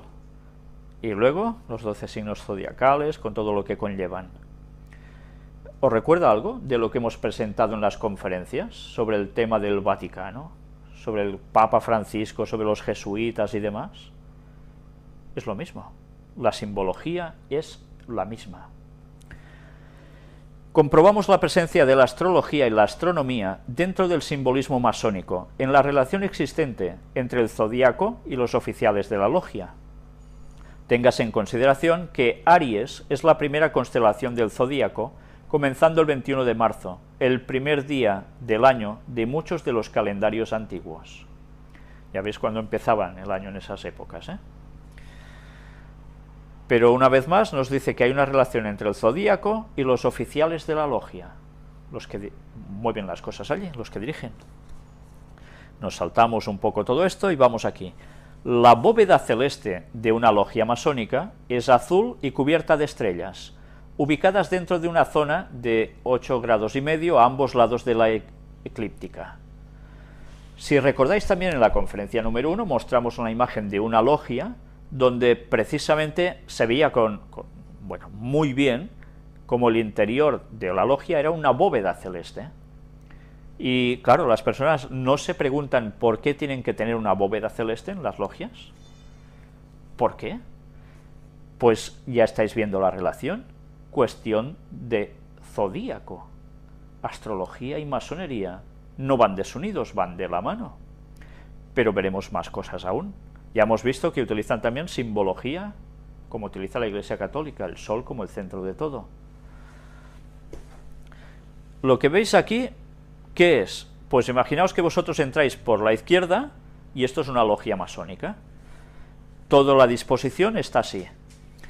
Orientación de la bóveda celeste en un templo masónico. Se llama firmamento a la bóveda celeste, lugar en que se encuentran aparentemente los astros en una esfera ideal, sin radio definido en la cual se mueven aparentemente los astros, permitiendo representar las direcciones en que se hallan ubicados. Existen 3 tipos de bóveda celeste. 1. Esfera celeste local, topocéntrica. En esta, el centro es el... Hoy presentaremos el tema puertas dimensionales, parte ya número 41, y es un tema que evidentemente podéis ver totalmente al margen del resto de todas las otras conferencias, pero que evidentemente los que ya habéis visto las anteriores tendréis un montón de datos para enseguida empezar a juntar y unir varios factores que parecen cosas totalmente distintas. Para que veáis cuál es el tema que vamos a tratar, es precisamente algo versado sobre la astrología. Pero vamos a hablar en algo que realmente creo que a muchas personas les va a sorprender, y básicamente a personas católicas. Hoy mostraremos cómo la astrología es un nexo de comunión, tanto para no solo lo que ya sabemos del mundo del espiritismo, sino también ya directamente para la masonería. Presentaremos escritos propios hechos por masones al respecto, pero también de cómo la astrología estaba plenamente vinculada al catolicismo. Y esto a muchas personas les va a sorprender porque desconocen la historia del catolicismo. Pues nosotros ya vamos, sin más dilación, a mostrar este tema y asociando directamente ahora astrología y catolicismo. Lo que vais a ver es astrología en la plaza de San Marcos de Venecia. Hoy nos tocará leer bastante, porque creo que si yo os lo contara no sería exactamente lo mismo, perderíamos muchos detalles que vale la pena que vayamos encontrando en la lectura. Este es el oralogio, con las fases lunares y los signos del zodíaco, en la plaza de San Marcos de Venecia. No es un reloj normal, es sencillamente esto, un oralogio. El reloj astrológico de la Torre del Oralogio. El reloj que está precisamente en esa plaza de Venecia, ya veis aquí toda la fachada, de donde aparece, donde se muestra. Vamos a intentar extraer alguna cosa interesante de aquí. Mirad las fotografías, ya veis el sol. Evidentemente, para que sea algo de astrología, el sol tiene básicamente que aparecer, aparte de los signos zodiacales y alguna otra cuestión más. Lo vais viendo aquí, cómo funciona con la Tierra, la Luna, etcétera, etcétera. Pues bueno, ya que habéis visto esto, vamos a empezar. En la plaza de San Marcos de Venecia, mirando al sur, hay una torre que tiene un pasadizo que da entrada a una de las callejuelas que desembocan en la basílica. Una torre muy especial donde está el emblema más importante de Venecia, el león de San Marcos, sobre un fondo de cielo estrellado y el reloj astrológico más bello del planeta. Repito, el momento astrológico, nada de astronómico, que por querer hacernos desaparecer hacen el ridículo y no informan bien. el reloj de la Plaza de San Marcos de Venecia es un reloj astrológico. Esto lo dice la persona que escribe y lo va mostrando como realmente esto no son bromas. Y en este artículo os vais a dar cuenta de algunos detalles que son realmente muy interesantes. Lo que veis aquí es el pórtico de la Catedral Francesa de Vézelay. Se encuentra representado un zodíaco que imita claramente a los zodíacos egipcios. Este escrito está hecho por un señor masón. Y luego veremos otro, aún distinto. Bien, perdonad, este creo que no, pero el siguiente sí. Tanto veréis en este como en el siguiente, cómo se van mostrando lo que aquí veis. En puertas, en entradas, los signos del zodíaco aparecen. Y aquí se nos va narrando toda la historia al respecto. Mirad, por ejemplo, lo que aparece también aquí. Esto es en Santa María de Ripoll, en Girona, en nuestra propia provincia, donde también toda la bóveda de esta entrada son precisamente lo que sabemos, los signos del zodíaco, y es un lugar sumamente emblemático. Aquí se va dando toda la explicación de cómo precisamente lo que era dedicado a la diosa celeste Nut, que daba todas las mañanas a luz al disco solar, que era Ra, es representada en varios códices como una parturienta, acicalada con los típicos atuendos de una mujer medieval, rodeada de los 12 signos del zodíaco. En otros ejemplos, estos encierran una curiosísima representación de un hombre barbudo y con una corona de la que sobresalen numerosos rayos, una clara identificación del dios Serapis, alejandrino, con Cristo, que representa el papel, pues ya los podéis imaginar. Entonces, ¿qué se ha hecho con todo esto? Se ha pasado todo lo pagano, se ha cristianizado, pero sigue siendo lo mismo. Una vez más, los disfraces. Zodíaco, francmasonería y catedrales.